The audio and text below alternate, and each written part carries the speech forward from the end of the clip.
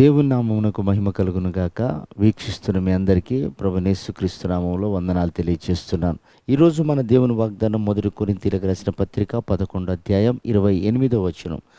ప్రతి మనుషుడు తన్ను తాను పరీక్షించుకొనవలెను. ఈ వాక్య భాగం పౌలు గారు ప్రభు శరీరము రక్తములో పాల్గొనేటప్పుడు చెప్తున్నటువంటి మాట. మీరు దేవుని శరీరము రక్తములో పాల్గొంటున్నారు, ఎందుకంటే అది తిన్న దినమున మీరు నిత్య రాజ్యమునకు యోగ్యులుగా మార్చబడతారు. పరలోకాన్ని చూడటానికి, ప్రభుతో కలిసి జీవించటానికి మీరు ఒక అర్హతను సంపాదిస్తారు. కాబట్టి ఆ శరీరము పాపము లేనటువంటిది, ఆ శరీరము అబద్ధమాడనటువంటిది, ఆ శరీరములో ఎలాంటి కుళ్ళు కుతంత్రాలు లేనటువంటిది, యథార్థమైనటువంటిది, పరిశుద్ధత కలిగినటువంటిది, శ్రమలు అనుభవించబడినటువంటిది. కాబట్టి ఆ శరీరాన్ని భుజిస్తున్నప్పుడు మిమ్మల్ని పరీక్షించుకోండి.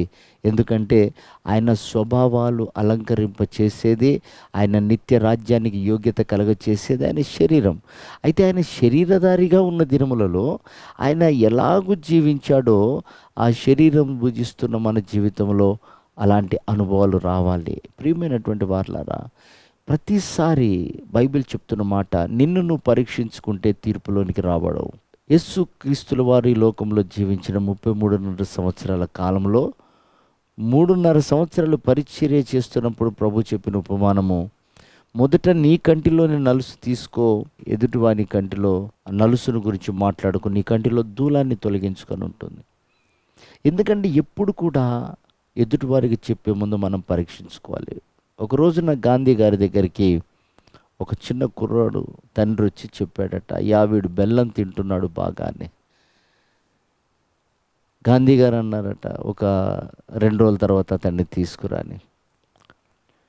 అప్పుడు 2 రోజుల తర్వాత తీసుకొచ్చిన తర్వాత ఆ కుర్రాడు అన్నాడట, గాంధీ గారు, ఒరేయ్, ఇంక నుండి నువ్వు బెల్లం తినొద్దు అన్నాడట. ఆ తండ్రి ఆశ్చర్యపోయాడు, ఇదే మాట మొన్న చెప్తే అయిపోయేది, దీనికి 2 రోజులు పోస్ట్ పోన్ ఎందుకు చేశాడని.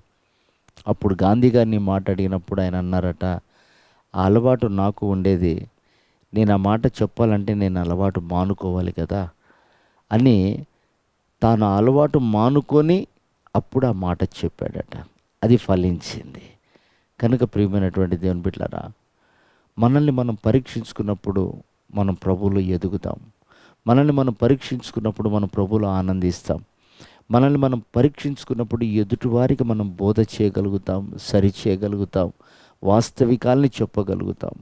కనుక సంగమా, ప్రతిరోజు మనల్ని పరిశోధించుకోవాలి, పరీక్షించుకోవాలి. చూడండి, అపోస్తలుడైన పౌలు ప్రతిరోజు పరీక్షించుకొని తన శరీరాన్ని నల్లగొట్టుకున్నాడు, ఆత్మలో బలపరచబడ్డాడు. నేడు మనం చేయవలసిన పని అదే.